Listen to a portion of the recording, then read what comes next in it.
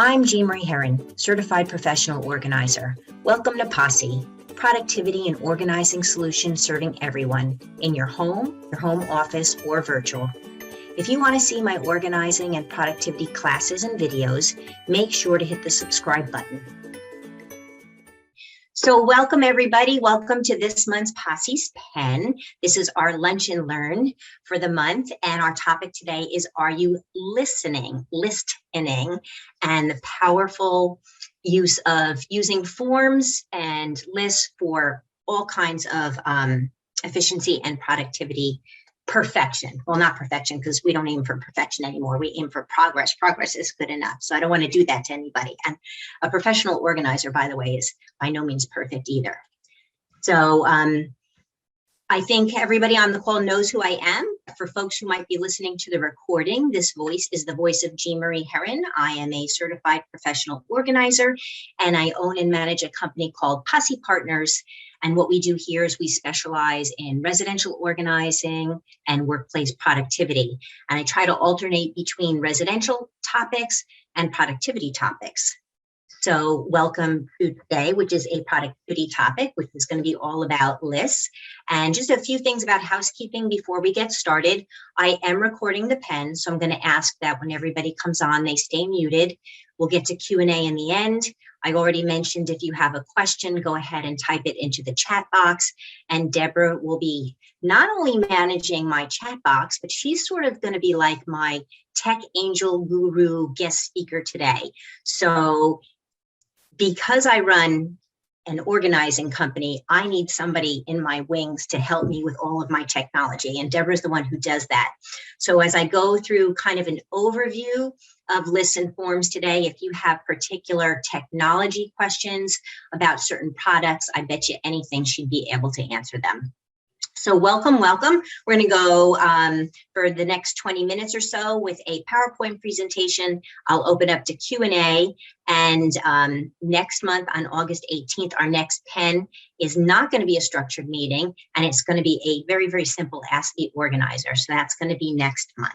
So hopefully you can join us if you're not on vacation. I thought to myself when I titled this presentation, Are You Listening? I thought about the fact that I use lists everywhere, professionally and personally. And for me, this is why I like to use lists and forms. I feel very strongly that it makes me more productive, that it helps me to ensure completion, because if I write a list and I follow that list, I tend to be a list checker offer. So when I check things off my list and I get to the end of the list, I feel like I'm done and I've completed whatever it is I want to do. I truly feel that when I use lists and forms in a lot of cases, it saves me a lot of time. It saves me brain energy, because as I'm creating the list, I'm getting all the brain work out. So I'm literally emptying my brain of all the to-dos and the tasks that go on that particular list. And when I do that, and I utilize these lists, it helps me not to make mistakes, because things tend not to fall through the cracks because I've done all the thought work ahead of time, and I'm almost following muscle memory as I use my lists. It also helps me prevent procrastination. So if I don't have a list, I might put off doing the task. But if I have a list, I think, oh, Jean Marie, just follow the list. And when I do all of that, it really helps prevent stress. So, having a list makes me know that, again, the brain work has been done. I just need to follow the list, and therefore everything will be fine and I won't have to worry. So these are reasons why I like to use lists. And I find that, again, whether it's a home use or a professional use, they work well in both situations. For all kinds of efficiency purposes. Okay, so the first list I love, and those of you who know me well know that I use a planner, which is a very detailed way of saying a to-do list. So to-do list would be the first list I would recommend anybody have, because I do like to say, if you plan your day, you plan your life, because when you plan your minutes and you plan your time, that is exactly what you're doing. So you will get a whole lot more done in your day, in your week, in your month, in your year, if you actually sit down, think about it, and write it out. And that process neurologically of going from our brain, out through our fingertips onto paper or digital, from a strategic planning perspective, is really, it's tremendous. I have shown this to other people in a previous pen, but I have a goal list up on my office wall that I wrote when I first got married back in 1999. And my husband and I literally wrote out everything we wanted to accomplish as a couple. And every time I look back at that list, I can't believe what we've done. And I really believe, from a simplistic purpose, I just kind of put it out there to the universe, put it on paper, hung it up, and then the world started to create it the way it was. But there are tons of to-do lists out there. Like I mentioned before, it doesn't matter if you're a paper or a digital person, but I'm going to have Deb jump in here 1 minute, because again, I mentioned that she's sort of my tech angel, and I know she has some digital tools that she might want to recommend. So Deb, if you want to unmute yourself. Sure. And jump in on any of these, to-doist, any-do. Great. Yeah, you have ToDoList.com, and I have kind of bucketed them into 2 different categories. There are platforms, web-based platforms, that are great for individual use, whether you work for yourself, if you're retired, if you don't work with a team, or if you work in a business or organization where you're collaborating with other people. So Jean Marie's already got up ToDoList.com, and that came up as one of the favorites because it has a free version, as well as it's just very user-friendly to use, and it has a web app as well. Monday.com is more for if you maybe work with a team and you do some collaboration. It also has a free level, and you can use it for task management, like I said, collaboration, time tracking, just looking at my notes, because the whole thing, task automation, task tracking. Another business one that's full featured is Asana, ASANA.com. It also has a free level. Of course, all of these with free levels, when you, they kind of dangle some of the basics in front of you, and then you want to use more of the features, and they cost, but it's usually a pretty low cost. Again, for individual use, I was looking the other day at AnyDo, which is any.do.com. And that's gotten a lot of high marks for, again, being super user-friendly to use. And it's more focused on your daily household, your calendar, your grocery list, reminders, daily planner. And because it's very simplistic, it's easy to use. So I think, did I cover 4 of them? Oh, there's all Trello. Trello is a good one. It focuses more on boards, and you kind of have to look at these and play around with them, because they all work a little bit differently, and it depends on how your mind works, whether you're very visual, you need to type in things, or you pick from lists and check things off. So if you're not happy with one that you're using, try another, because they're all designed a little differently. But Trello uses boards for tracking projects and to-do lists and activities. Thanks, Deb. I don't know if everybody knows this or not, but there's generally 2 kinds of organizers. There are those that specialize in residential organizing, and then there are those that specialize in workplace productivity. Sometimes they're known as productivity experts instead of professional organizers. So I do a lot of residential, but I also do some workplace productivity. But I have a lot of colleagues who are productivity experts, and I know that they're constantly using Asana and Trello, and more for your bigger end projects. So thank you for that, Deb. And then, of course, you can always use the Post-its, right? I mean, I don't care how much you got going on, those Post-its.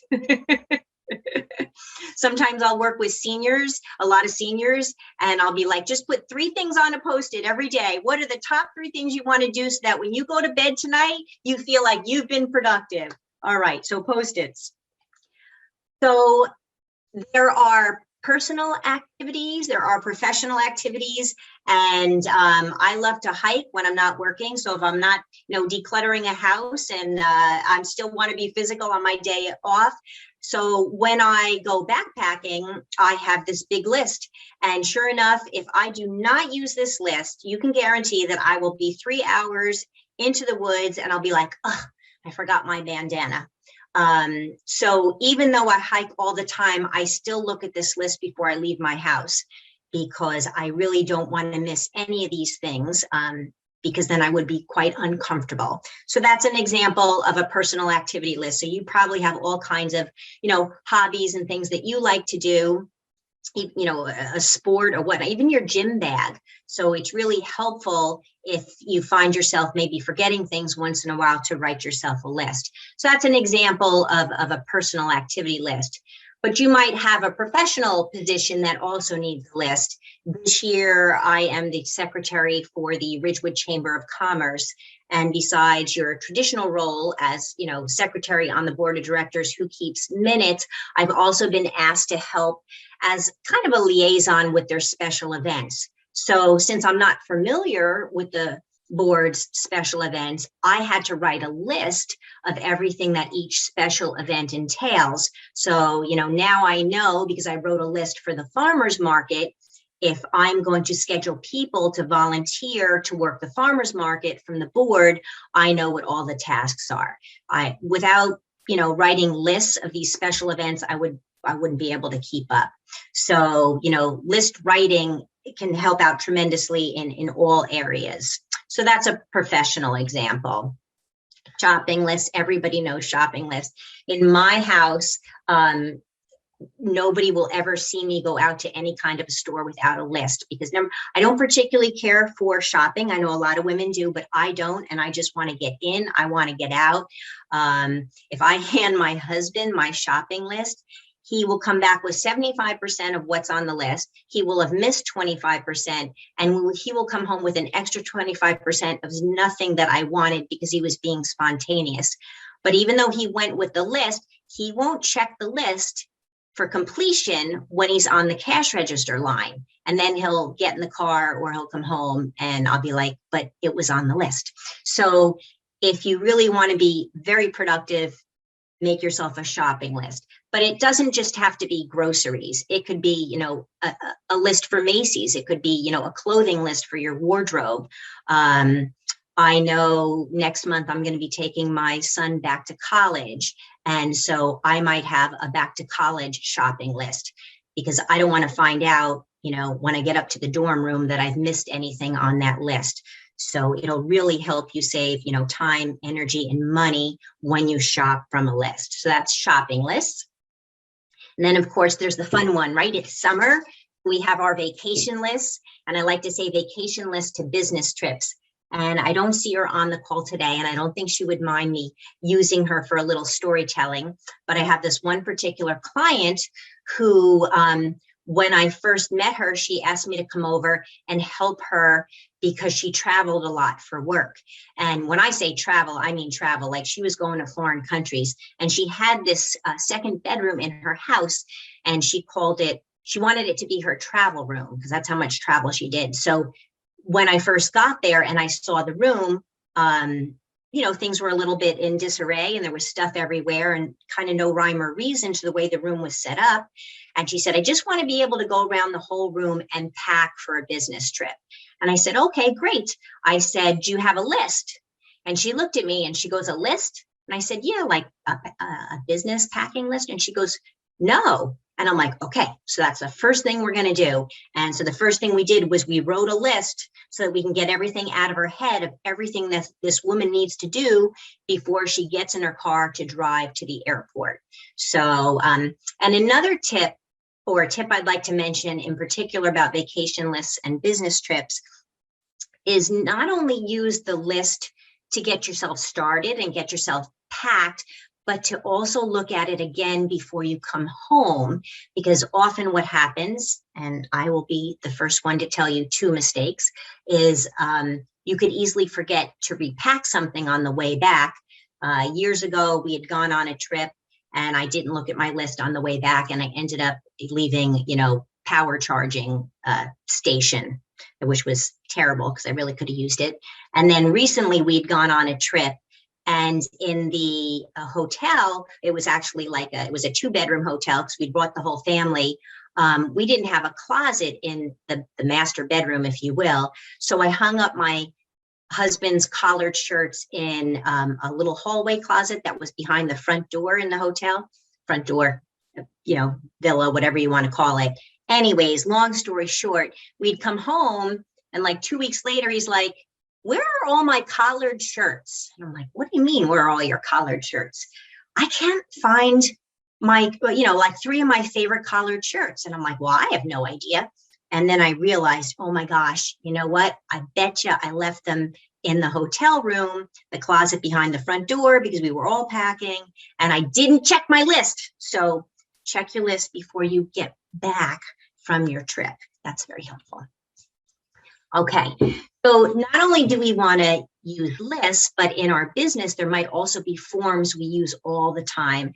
I know there's a lot of folks on our calls that have, an entrepreneurial type business like myself, but whatever business you're in, you definitely want to use forms for things that are constantly repeatable, things that happen in your business all the time. So as an example, I use intake forms all the time. So when I answer an inquiry, the first thing I find out is this going to be a residential organizing client? Is this going to be a workplace productivity client? Or does somebody want me to speak? And over the years, by using these forms, I've learned how to refine them and ask more and more questions. So today I'm going to tell you the story of the portable potty. So recently I had a client call, and she was out of state, and she had lost an uncle in New Jersey and wanted to know if I could help her with the estate organizing, which I could. Now, when I took out my residential organizing form, one of the things I've learned in working with estate projects is often the estate or the home has been closed up for a while, especially in a situation where, things might be in probate and the client hasn't been around for a couple months, and people tend to turn off the utilities and things like that. So I knew to ask, especially because it's summer and it's been very hot here in New Jersey. I knew to ask whether or not the house had air conditioning, and she told me it does, but very, very little of it. It's not really working. So I knew that I would have to bring extra water and dress differently and maybe bring a change of clothes, et cetera, et cetera. Then I was able to ask, well, how do the bathrooms work? And I found out that the bathrooms don't work. So I said, well, if the bathrooms don't work, I'll have to go out midday and find, a coffee shop or something. So that's when she said, well, should I get a porta potty? And I said, yes, please. So anyways, I knew to ask that question because of my intake form. She got a porta potty, and it was a comfortable couple of days. So that's the story of the portable potty. But I also have other documents that I use all the time that I use as forms. So I have a document called How We Work, because a lot of people don't really know what I do as an organizer, believe it or not, and they have a hard time understanding, well, if I hired you, what would you be doing for me? So I have this 4-page document which really fleshes out what I do. And then once they read it, they're like, oh, I get it. I understand what you do. But things like a video photo release form, a credit card form, those of you who've worked with me over the years, I have something called SSPOE, which is my organizing methodology, stands for sort, select, purge, organize, and equalize. Well, I use that methodology in almost everything I do. So whether I'm organizing a home office or a garage, I'm using the same methodology, and I transfer these skills to my clients. So I give them the form. So that's another form I use all the time. Then of course, contracts and agreements. But what you want to do is you want to look at what you do and figure out either what forms you have that could possibly be refined, or any forms you might need because it's something you're constantly being asked for. So to me, lists and forms kind of go hand in hand. So here's another form I recently created for myself, and I gave it to my chamber, but I have lots of colleagues in my life, as I'm sure you all do, and I meet new and exciting people all the time. So I would say to myself, I'd come back from, we call a one-on-one coffee date, or I'd come back from a networking event and I met somebody really interesting that I wanted to stay in touch with. And I thought, well, what do I do, with this person's information now? So I wrote myself a list, okay, so they gave me their business card or they send me an email after we met, so I want to make sure I get their data into my CRM. I also wrote a list that says, okay, well, when you're meeting with these people, ask them permission to put them on your newsletter list. Ask them permission for their home address, because I do send snail mail. I do send holiday cards. And then I wrote a list of all different ways to either stay in touch with them or connect with them. So for example, recently I met a gal from a title company. So she works with real estate agents. I work with real estate agents. And in the course of our conversation, she found out that I do a CE course. I have a CE course that's licensed. And so we talked about collaborating on that. So the idea is think about what you want to do, get it all out on paper, and create a list or a form for yourself. And then we get to bigger lists. So I have something called project lists. Deb and I are going to roll this out in September, but I created something recently called a MAP, M-A-P-P, which stands for Master Action Property Plan. So if somebody hires me to do whole home decluttering, I stand in front of the house with a clipboard and I go through the entire house, each space, writing down all the things that need to get done before somebody puts their house on the market. And it's usually a lot, and it might be several pages, but that to me it's another list. It's a project list. So there you go. Anybody remember January?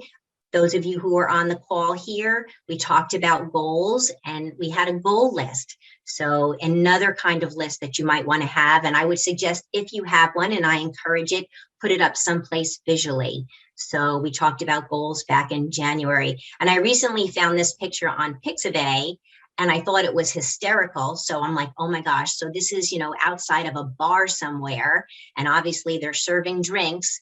And so they have this kind of cool chalkboard that says before I die. And it's a fill in the blank. So I guess you can go into the bar, have a couple drinks, come on out, and then, write down, unabashedly what you would like to do before you die. So I thought that was kind of fun. So little side road there. So the bottom line here with lists and forms is think about what's repetitive, either in your home or at your work, and say, would it behoove me to create, a list or a form? The example I have on the right is there was one year in particular where for some reason I was doing a lot of kitchens, and kitchens have an awful lot of storage and awful lot of categories. So I created a 2-page document that lists all the categories in a kitchen. So I knew that when I was going to have a kitchen client, this was not like a prerequisite, but something we could go over. I could give it in advance for her or him to think about it in terms of their storage. So think about what's repetitive. All right. So today, if you were listening to me, which I hope you were, this is what you learned. You learned that creating listen forms will help you with your productivity and efficiency, completing things, getting the task done. It will save you time. It will save you mental energy. It'll help you, with things not falling through the cracks. And it also, I feel, prevents procrastination and can help alleviate stress when you have a list about what you want to do. So that is, are you listening? Next month, we are here on August 18th, again at 12:30, and our Lunch and Learn topic is Ask the Organizer. Deb is going to throw the link to register into the chat box, but it's always up on my website, and it's always in the monthly e-zine if you're on my monthly newsletter list, and it's also in my social media. And it's non-structured. There's no official PowerPoint. It's come as you are and ask whatever you want, but please keep it to organizing or productivity, because outside of that, I really know very little in life. Okay, this is how to find me. You all know how to find me. Deb can throw those links in, and we're going to open it up to Q&A. So I'm going to stop sharing now because I want to see all your beautiful faces. And if you want, you can come off video You don't have to if you don't want to, but we have about 5 minutes left if you want to ask any particular questions. So you can stick to the listen forms, or you can ask a different kind of organizing or productivity question. Deb, do we have any questions in the chat box? Let me unmute myself. I was getting the link up there. Not right now, but let me share one of my lists. My husband actually made this. We started camping again, just the two of us, and we have, I was telling Jean Marie, kind of a new little, it's kind of a teardrop trailer called Hiker Trailer. So my husband, I love that he's so efficient, made this camping checklist so that, I mean, it's so detailed that there's a final departure safety checklist, as in checking the lights to make sure they're operational. So he checks them, the running lights, the brakes, the signals, and everything. Wow. And I'm in the back making sure everything. He's so efficient. So this is our camping checklist, and I love that he did it. He has an Excel spreadsheet so we can update it and modify it. But I'm a list person as well. So you guys are like two peas in a pod for sure. And he has a military background, right? He does. He does. So when he goes to the store with a list, you can bet everything is on it. And there was one time when he forgot something small, and I'm like, but it was on the list. He's like, no, it wasn't. He was adamant that it wasn't the list. So he actually had the list, and he looked, he's like, oh my God, it was on the list. I'm so sorry. That's so funny. Anyway. Very good. Does anybody else have a favorite list they want to share? It can be anything. It can even be on a Post-it. Okay. All right. So I'm not seeing any questions. I'm not hearing any questions, in which case I think we'll see you all next month. Okay, last chance. I'm going to count to 3. 1, 2, 3. Okay. No questions. So everybody go enjoy the rest of your day. And remember, next month, August 18th, ASCII Organizer. Okay, bye for now. Remember, if you want to see more organizing and productivity videos created by POSSE, hit the subscribe button and you'll be alerted when the next one is ready.